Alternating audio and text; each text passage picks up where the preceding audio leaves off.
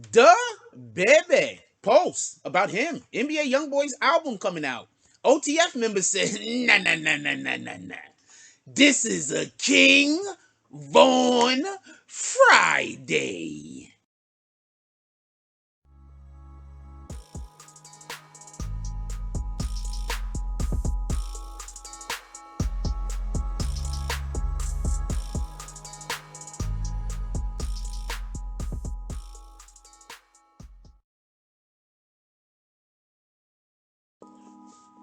BBN Jack Frost.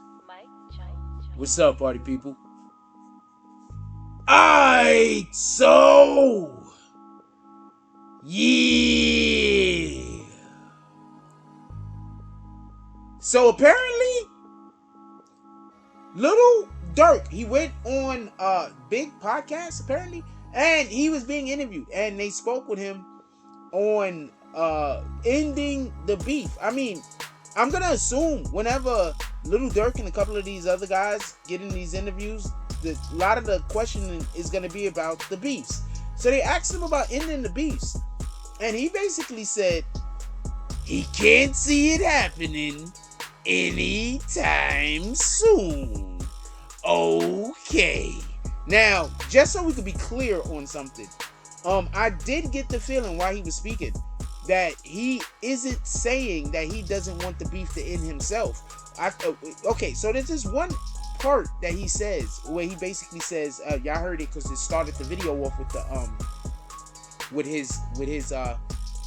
with the part of it we're talking about. But there's one aspect about what he said which I found interesting, and he basically said that the kids basically aren't going to be receptive to a message of nonviolence because right now violence is the wave. And I think indirectly, indirectly, I'm just saying, I think that he gave what I consider to be a good answer. I think that showed that he not only has growth, but he also has an understanding of his surroundings and what's happening in the world. Okay, that was a good answer. I just want to be clear on this before I say what I say next. But basically what he said is we can't stop the kids from doing the killing because the killing is what's popular. Do you get where I'm going with this? He literally just said drill music is a problem without saying it. I don't even think that was his intent. I don't even think that's something that he meant. But he did say, basically breaking down why he said it would be so difficult to get these kids to stop doing some of these things. Breaking it down is basically because it's the way. Literally what his words were. So once again, I keep trying to tell people, y'all act like these rappers don't know what they're doing. They do. That's why I always applaud rappers who at least try to have some semblance of balance. I understand you have to make the raps talking about chicks as hoes.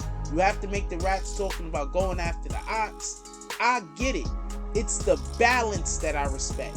It's the balance. When you have 13 songs on your album and all 13 songs is about how you're gonna absolutely kill somebody, and you might, and 7 of those songs are about one specific person, that's not balance, and that's my issue.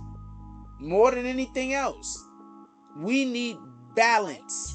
When every single song that you are dropping is a diss track, that should be an obvious problem. Every song you drop is a diss track. That should be an obvious issue and or problem. If you are a person and the only music you listen to is diss tracks, you might need to talk to somebody.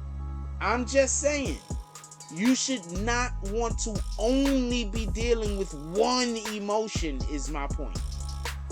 And if the emotion that you seem to only want to deal with and at all times is anger, disappointment, resentment, uh, uh, self-hate, loathing, if those are the emotions that you feel like dealing with the majority of your day, that might not be healthy. That's all I'm saying.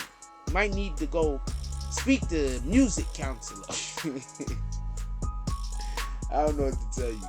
Anyway, but also I want to add, it did seem like Drake was, because they asked him, you know, could they ever sit down? And Drake said, well, he don't see it happening right now. This isn't something that he would see, you know, just a real quick turnaround where right now he would be able to get into the room with some of these people that might be on the opposing side that he's on.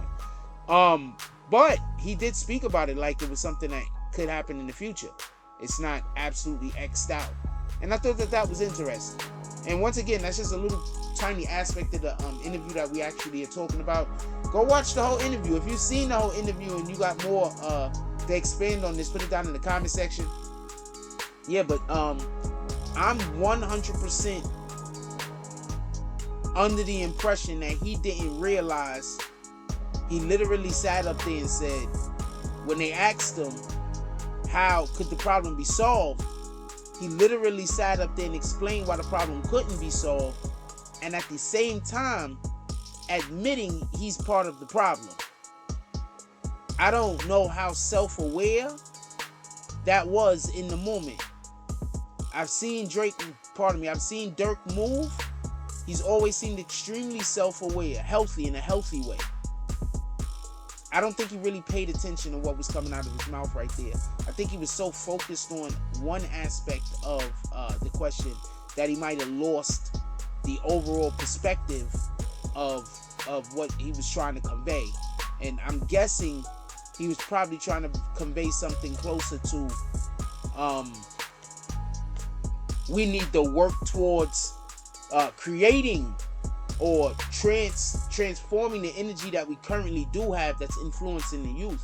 We need to figure out a way to turn that energy into something that's gonna, you know, still influence the youth, but maybe influence the youth in a different manner, in a different way. And you know, maybe that's a way that he could have started the conversation. If he's gonna allude to the fact that he's part of the problem, you should also step in with how the problem could be fixed and or a solution.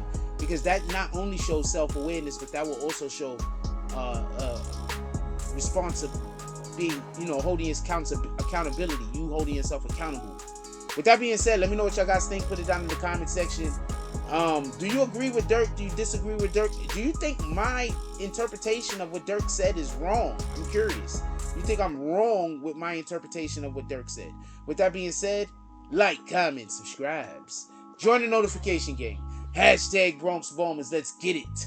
I love y'all. Take care of each other. Hug the kids for me. I haven't forgotten about you. And that's all I get on this one. I'm out.